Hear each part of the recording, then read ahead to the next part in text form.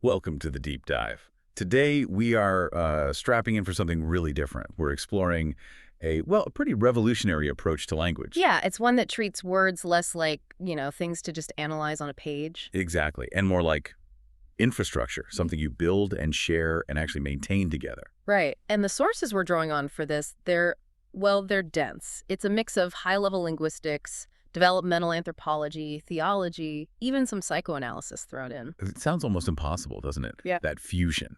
But the goal, when you get down to it, seems surprisingly clear. It does. We're heading, conceptually at least, to Kenema, Sierra Leone, where this group, the Delta T22 Consortium, they're on this huge mission.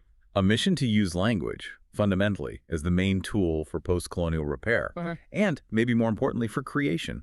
Building something new. Precisely. So our job today, I suppose, is to unpack these really intimidating concepts they use. You hear things like etymological hybridization and paleosodic transculturation. Yeah, it sounds like serious academic jargon. It does.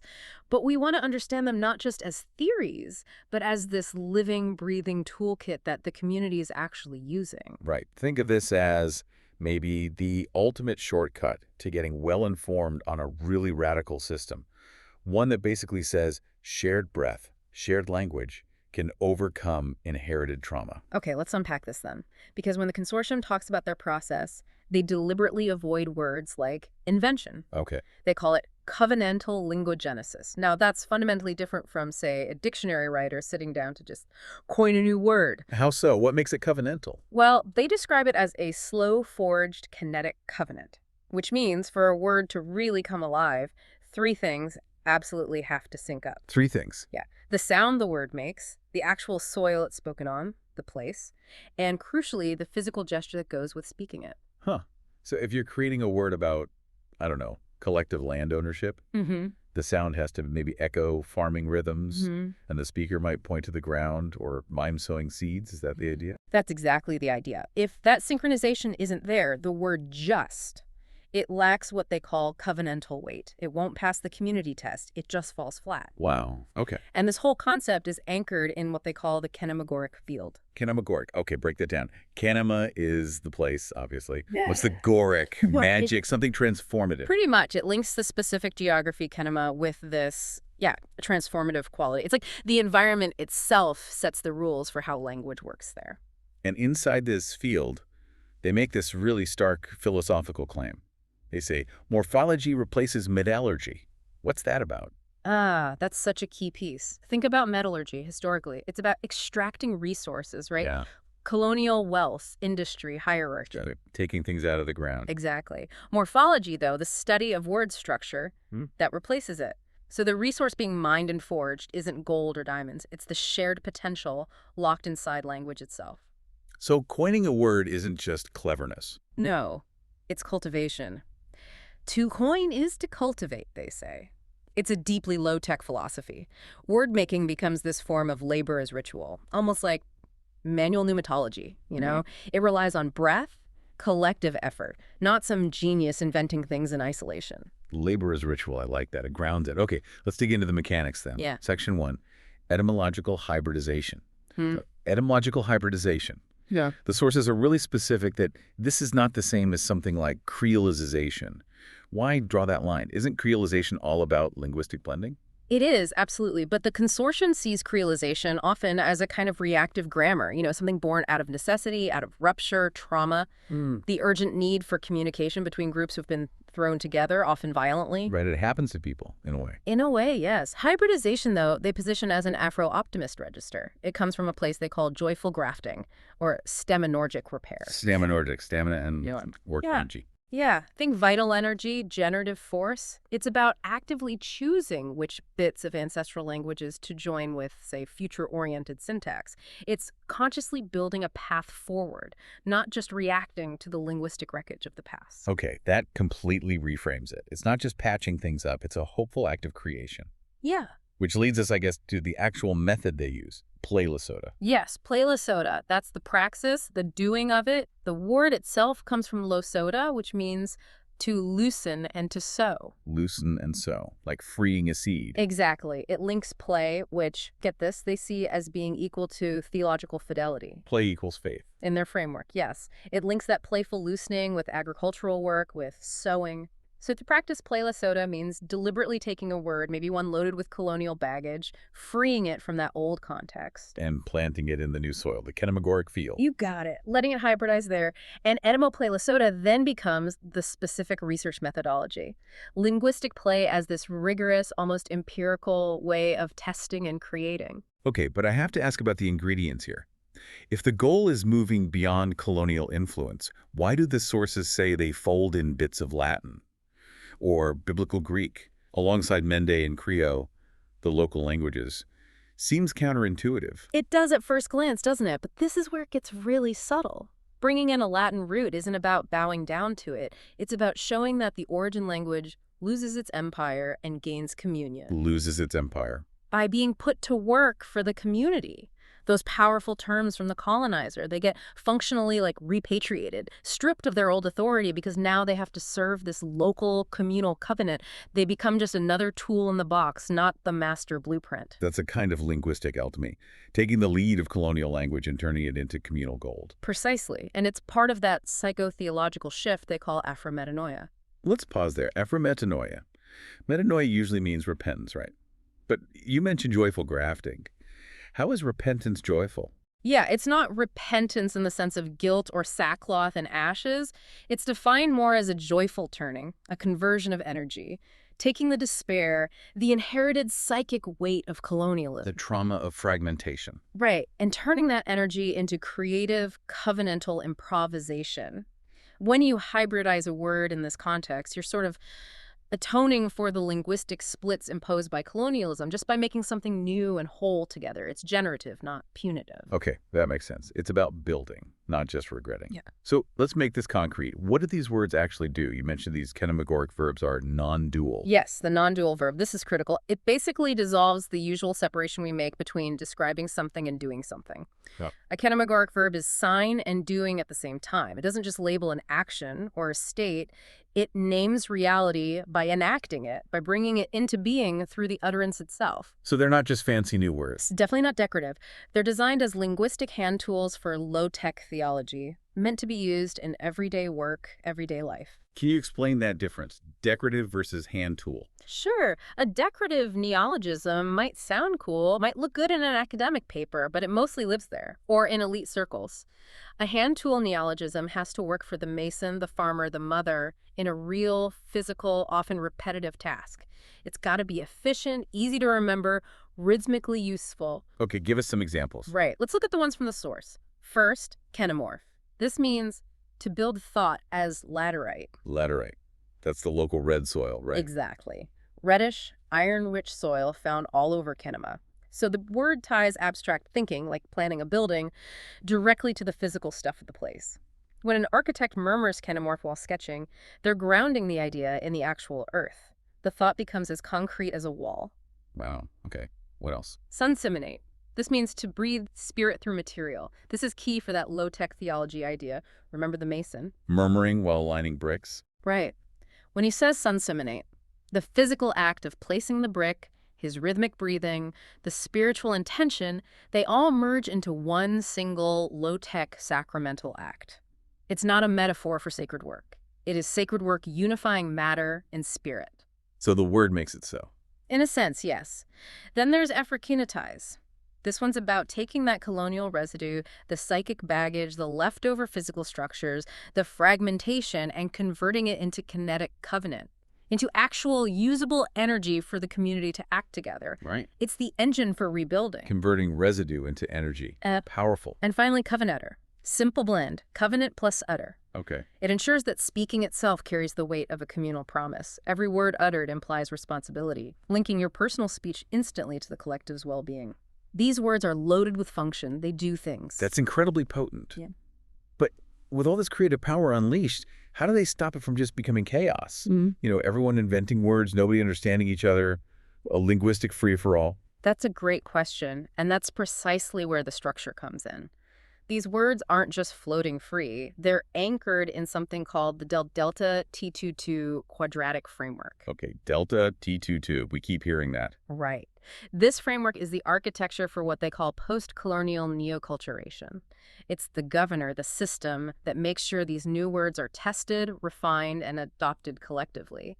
And crucially, it explicitly rejects that whole Western idea of needing to purify language. Interesting. Okay, we need to break down that delta T22 framework. Yeah. You mentioned earlier T squared might be time and transformation, or maybe time and trauma. And the delta. Yeah, the sources don't spell it out rigidly, which is kind of typical for them, but the general reading is delta time and transformation. Delta for change, obviously. And T squared suggests the power of time, but like exponentially amplified when it's collective time, community time. Okay, and this framework organizes things into 4 quadrants. 4 circulating quadrants, yeah. They govern the whole life cycle of a word from idea to everyday use. It's the roadmap for managing this radical creation. Let's walk through them. The 4 axes. Okay. First is the ultra quadrant. That's the starting point. It's the raw communal faith that language can be resurrected, that words can actually heal and build. It's the initial belief, maybe even awe, that lets a new concept even start to form. So the belief comes first. Seems so. Then comes extra. This is communal propagation, the messy part maybe, where the word gets thrown out into the public square, tested collectively.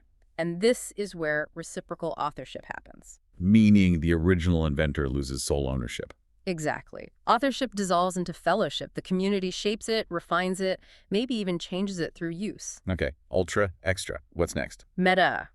This is reflexive refinement. But importantly, it only comes after the word has been used extensively in the extra phase.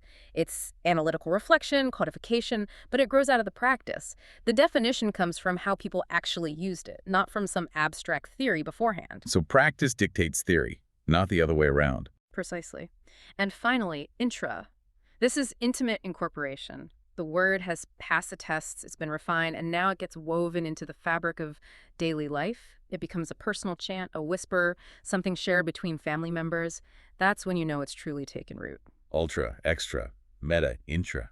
A full cycle. And what's really fascinating, again, is that this whole system isn't about creating a digital database or some formal archive. It explicitly rejects what they call techno-determinist epistemologies. Meaning they don't believe knowledge or cognition primarily lives in computers or circuits. They flat out state cognition resides in rhythm, not circuitry. The whole structure is about embodiment, about synchronized breath and shared labor, not storage capacity. Cognition resides in rhythm. Wow. Okay, that sets up the next big question perfectly. Yeah. So if these words are built in the community through this kinetic covenant thing, and they reject academic metrics, how do they actually know if a word is any good? How do they test these linguistic tools? That really is the core challenge, isn't it? And the answer is relational attestation. That's the key phrase. Relational attestation, not peer review. Not in the academic sense, no. It's verification by the actual stakeholders. It's the nod of the mason, like the source says, or the echo of laughter on verandas. If a word makes people feel isolated, if the artisan doesn't instinctively pick it up and use it while working, it fails. Yeah. Doesn't matter how clever it sounds on paper. So success isn't about semantic perfection or fitting into some grammatical ideal. It's about, does it connect people? Does it resonate in the community? Absolutely. And they have this really rigorous threefold triangulation process for verification. They treat the word almost like a physical material, like testing timber or stone before you build with it. Testing linguistic timber. Okay, what are the 3 tests? What makes a word durable in their eyes? Okay, first is endurance. Simple question. Can the word actually survive? Can it handle seasonal cycles, like does it still work during the rainy season versus the dry season? Can it survive political shifts? Can it hold up under the sheer fatigue of being used day in, day out in repetitive, low-tech labor? Wow, that's demanding. It is. It's measured by what they call the kinematric of endurance. If a word is too clunky to chant while you're doing hard physical work, or if its meaning gets fuzzy under stress, it gets pruned, it's not fit for purpose. Physically and politically durable. Okay, test number 2. Second is attestation. This is the relational test. Do your kin, your neighbors, even strangers, do they recognize themselves in the word? Does it feel true to their experience? Does it help bridge gaps maybe between speakers of English, Mende, Creole? If a word only makes sense to a tiny clique, it's basically useless. It has to nourish connection. Connect across different groups and settings. Makes sense. And the third one, resonance, sounds a bit more spiritual. It is. It's the spiritual gauge. Does the word still hum with faith, as they put it, even when you utter it alone at dusk? Does it hold its spiritual weight, its connection to the unseen, even when you're not surrounded by the community? So does it sustain hope on its own? That's a good way to think about it. That's covenantal resonance. Only if a word passes all three tests, endurance, attestation, and resonance, without creating dissonance, only then is it fully welcomed into the living lexicon. You know, listening to this, it really does sound less like linguistics research and more like farming. The way they talk about planting words, pruning them. The source even calls it word agriculture. That farming metaphor is absolutely deliberate, and it connects directly to the theological underpinning of all this, which they call flat theology, or sometimes flat Afro-theological poetics. Flat theology. Okay. What does flat mean here? It means radically abolishing hierarchies, especially hierarchies of lexical purity or intellectual authority. No more high language versus low language. Which gets back to that idea of linguistic feudalism you mentioned earlier. Can you unpack that a bit more? Yeah. Why is rejecting that so central? Well, linguistic feudalism is that system, often inherited straight from colonialism, where one way of speaking the language of the government, maybe, or the church, or the academy, is treated as inherently superior. And the local language, the language you use at home or in the market, or to describe the land that gets pushed down, seen as less important, less valid? Exactly. Flat theology throws that out. It insists that the grammar used in the marketplace and the language used for sacred connection share the same altitude. They have equal weight, equal reverence. There are no high or low words anymore. So back to the Mason murmuring sun summonet. Right. He's not just making a nice metaphor about his work being spiritual. In this flat system, his utterance, tied to his labor, is a low-tech sacrament. It holds the same theological voltage as, say, a priest chanting in Latin. Equipotential reference. Okay. And the result is this idiom they call a transdialectic covenant. English, Mende, Creole, all breathing together in the same space, none superior. And this is a huge statement of sovereignty, right? Because the authority doesn't come from some outside expert certifying the words. It comes from participation, from use. The community decides. Yes. They literally say the academy must kneel before the marketplace to verify its lexicon. The users are the ultimate authority. That is a radical flip. Good. Okay, if the community is the authority, how do they actually track this verification process? If it's not bureaucratic, how does this developmental research triangulation happen in practice? It's not in a lab. No, definitely not in a lab. It unfolds along what they call 3 living axes. And these axes have to be constantly monitored, constantly felt for resonance. Living axis. Okay, what are they tracking? Right. The tracking is crucial. First, the familial axis. This tracks how new verbs actually circulate within the home. In intimate settings, researchers pay attention to, are these words used in lullabies, in stories told at night, when kids are arguing? The word has to prove its worth in the smallest, most personal spaces. Okay, the home test. What's next? Second, the ecological axis. This one's really unique. It tracks how the sound of the word fits with the actual soundscape of kinema. Fits with the soundscape, like literally. Literally. Does the word cut through the noise of a busy market? Is it easy to chant over the drumming sound of heavy rain on a tin roof? Does it harmonize or clash with the rooster crowing at dawn? If a word is acoustically jarring in its environment, it's considered not sustainable. Wow, that's taking groundedness to a whole new level. Okay, familial, ecological, and the third. The spiritual axis. This goes back to that resonance idea. It's measured by the word's ability to sustain faith, especially in quiet, personal moments. Does it still feel true, feel potent when someone murmurs it alone? If a word only feels powerful when everyone's chanting it together but loses its gravity in solitude, it's seen as brittle. It gets pruned. Endurance, attestation, resonance. Verified through family life, the environment itself, and personal faith. That's comprehensive. It's a deeply embodied, deeply relational way of knowing if a word truly lives. Okay, this feels like a natural shift now, from the mechanics of word making to the deeper impact. Paleosotic transculturation. The sources frame this very explicitly as a way to address inherited trauma, post-colonial trauma. Yes, and this might be the most profound part of the whole project. Psychoanalytically speaking, they're tackling that historical psychic splitting head on. The damage caused by being forced to live and govern and pray, often in the language of the colonizer, a language that might not resonate with your inner world. Right, that fragmentation. Exactly. But instead of adopting typical Western therapeutic models, which might focus on individual catharsis or maybe even repression, they institute something they call semantic sublimation. Semantic sublimation. Okay, practically speaking, what does that mean for someone in the community? Are they just, like, talking about their trauma more? It's more active than just talking. Sublimation in psychoanalysis is redirecting energy, right? Hmm. Usually from unacceptable impulses into acceptable activities. Here it's about taking the painful energy of that inherited fragmentation, the trauma, the guilt, the sense of loss, and consciously, purposefully channeling it into the communal act of creating a new hybrid word, a word designed to actually solve a social problem related to that fragmentation. So the making of the word is the therapy. In a very real sense, yes. That's why they say the veranda becomes the clinic. The shared laughter, the joy, the collective effort involved in crafting and testing a word that divides that process itself, replaces the need for isolating, maybe painful, individual catharsis. Which brings us back to aphrometanoia, that joyful repentance. It's the therapeutic infrastructure itself. Exactly.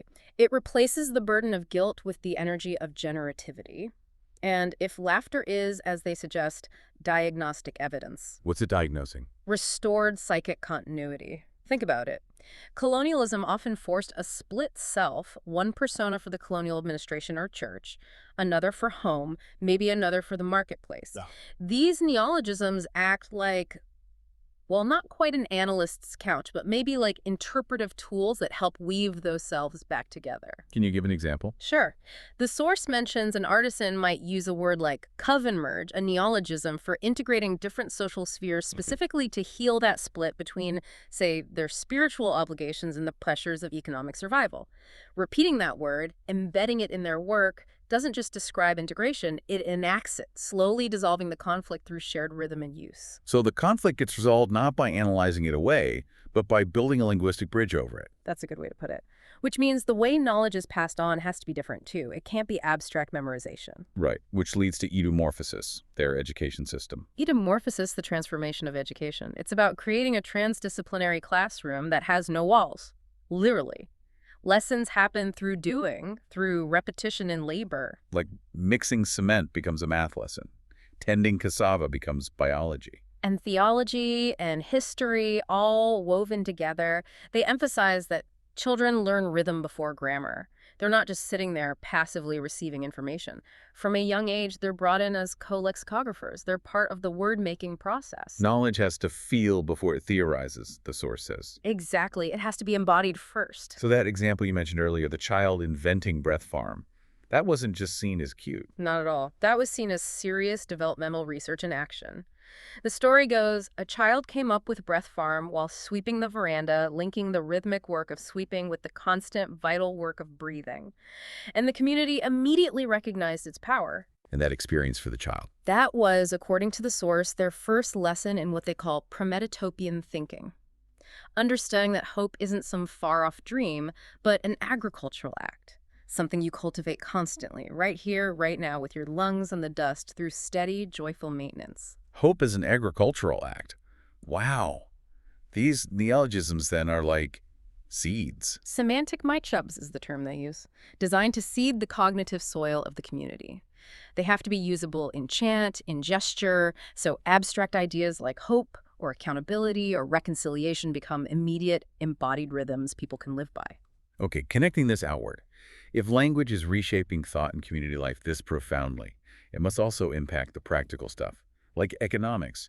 How did the system deal with markets, trade areas, awfully rife with post-colonial exploitation? Yeah, they tackle that head on with what they call the transeconomics of language. They launched a specific market initiative called WordWeave. Wordweave. Right. And the whole point is to apply this hybrid terminology, these covenantal words, directly to how trade happens, to transform commerce from just transactional extraction Into what they call covenantal exchange. Exactly. The market itself has to become a place that nourishes the community, that builds relationships, not just a place where profit is maximized at any cost. So do they have specific words for this? A lexicon of fairness? They do. They developed specific economic verbs. For example, attestate. It means to sell in truth. Attestate. But it carries the full weight of that relational attestation we talked about. When you attestate your goods, you're not just saying they're good, you're staking your reputation, you're standing in the community covenant on their quality and honest origin. That raises the stakes considerably. Immensely. And another key one is neosoma. It means to price by conscience. Neosoma, price by conscience. Right. It replaces the cold math of what the market will bear with a community-negotiated, conscience-based sense of fairness. It brings ethics right into the price tag. So if a merchant is selling, say, cassava, and they price it way too high, someone might actually say, you didn't neosoma this price. Precisely. It immediately pulls the transaction out of the purely economic and into the realm of moral, covenantal accountability. Did you price this with respect for the buyer, for the community, for the effort involved?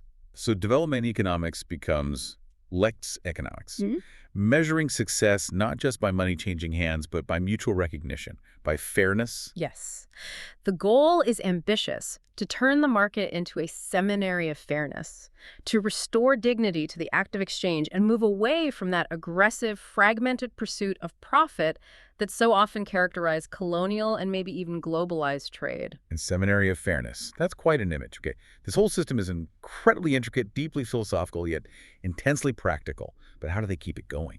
This philosophy, this whole way of being, it's fascinating. But how is it all sustained? If they're rejecting techno-determinism, if it's all low-tech, what does the archive even look like? How do they maintain this living dictionary? Right. If the philosophy is low-tech, the infrastructure has to match.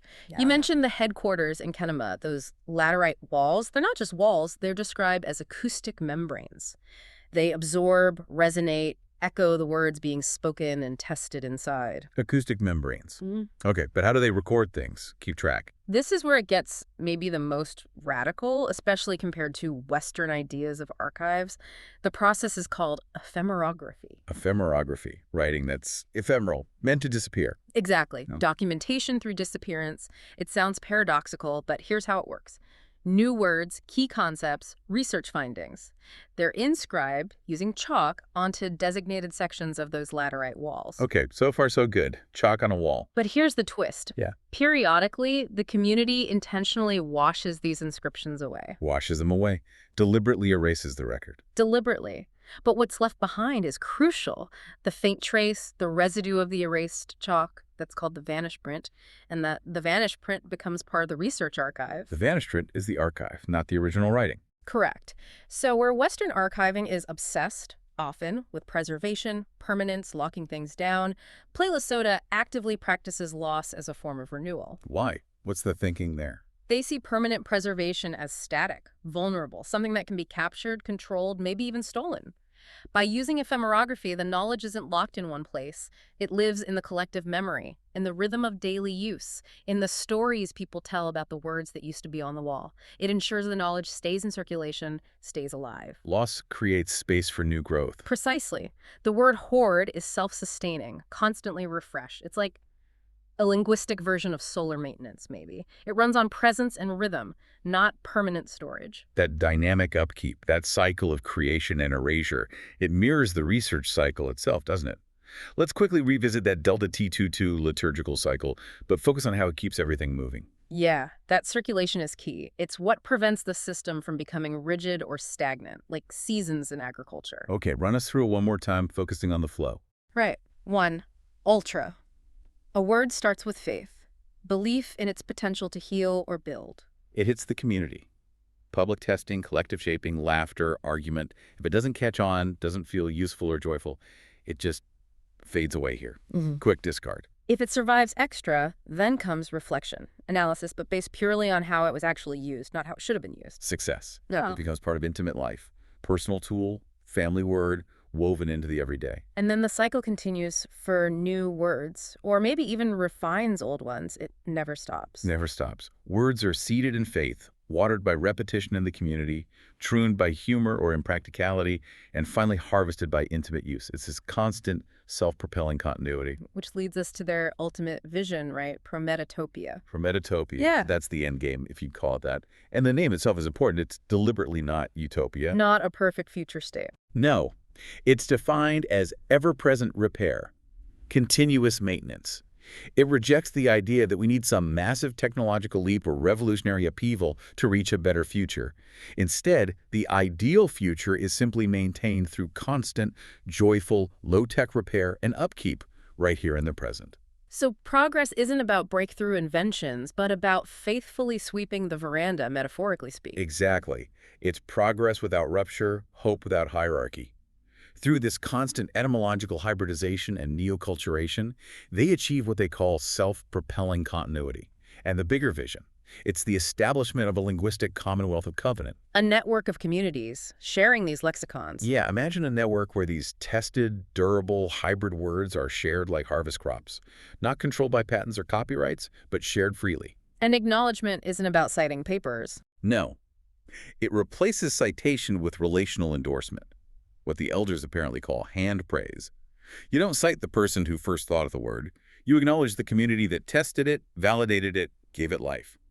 A theory gains weight when its main ideas can be sung at dusk without sounding hollow. Hand praise. I like that.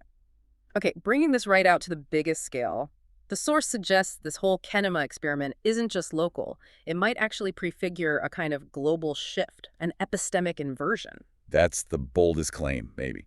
The argument is that in our current age, an age often defined by technological fragility, information overload, digital fragmentation, this seemingly low-tech covenantal practices from Kenema, from Africa, might actually hold a template for a more sustainable post-digital humanism.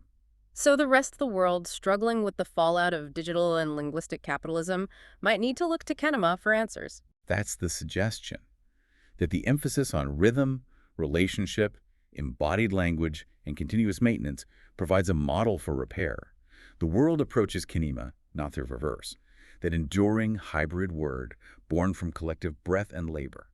It becomes this tiny, incredibly stable, renewable source of energy, the smallest infrastructure of freedom. Hashtag, outro. Wow. Okay. That has been a very deep dive indeed. We started with these really quite complex, maybe even forbidding terms. Etymological hybridization, paleozoic transculturation. Right. But where we end up feels profoundly simple in a way, and definitely revolutionary. The core takeaway, this isn't just linguistics plus theology plus anthropology. It's all fused into one single usable thing. Quadratic field, they call it. Yeah. But yeah, usable infrastructure. And it forces you to realize that language itself might be the first infrastructure of development, the most fundamental. Absolutely. Roads crumble, buildings fall, digital systems crash.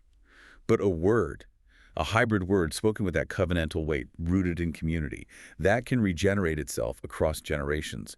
Its strength comes from joy, from embodiment, from that agricultural rhythm of repetition. It suggests that linguistic innovation, done this way, could be an inexhaustible source of renewable energy for a community. And all it really requires is collective breath and intentional work. And that leads to what might be the final provocative thought from this material, the idea of an eschatology of maintenance. Eschatology, the study of end times, but maintenance. Exactly. Instead of waiting for some grand finale revolution, apocalypse to fix everything, this view suggests our ultimate reality, our end, is simply upkeep.